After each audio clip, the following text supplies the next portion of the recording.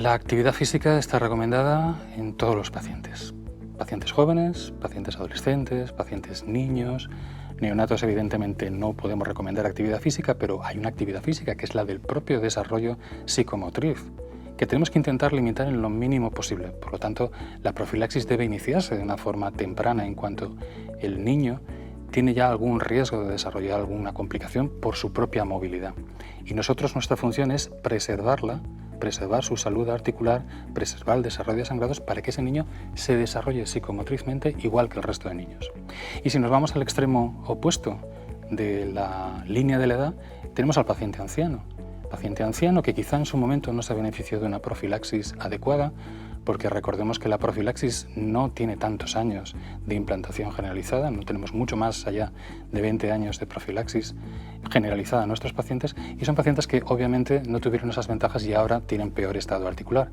Pero incluso estos pacientes mayores se benefician de la implantación y del desarrollo de programas de actividad física adaptadas a sus condiciones, a su riesgo, a su deseo e incluso a sus propias expectativas de práctica de actividad física.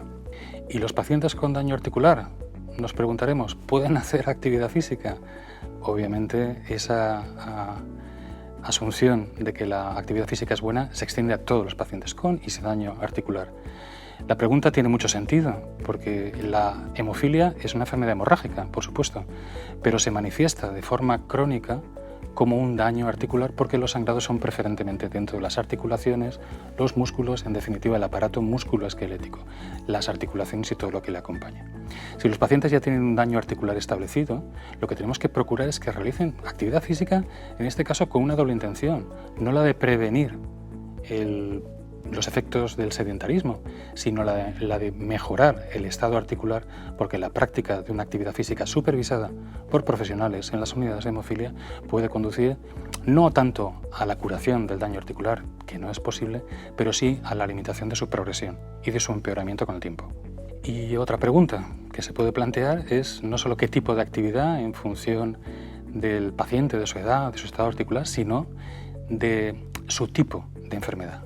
La enfermedad, la hemofilia o las hemofilias, las clasificamos de forma muy académica, ¿no? En formas graves, moderadas y leves, dependiendo de cuánto factor les queda a los pacientes de forma residual. Menos de un 1%, que es una condición muy grave, la clasificamos como tal, entre un 1 y un 5% como forma moderada y por encima de un 5% de factor residual como una forma leve. Bien, esto es muy académico, como digo, porque hay pacientes con formas moderadas que tienen muchos sangrados. Incluso algunos pacientes con formas graves, a priori, que no tienen tanto sangrado como podría ser esperable. Por lo tanto, sí que es cierto que hay una cierta correlación, que hay una correlación entre la gravedad de la enfermedad y el riesgo de sangrado, pero siempre hay peculiaridades individuales que nos permiten seleccionar la práctica deportiva o la práctica de actividad física en función de cada paciente en concreto. No de una forma global, no clasificamos a los pacientes, sino que les ayudamos a tomar las mejores decisiones posibles en función de su patrón concreto e individual de comportamiento biológico.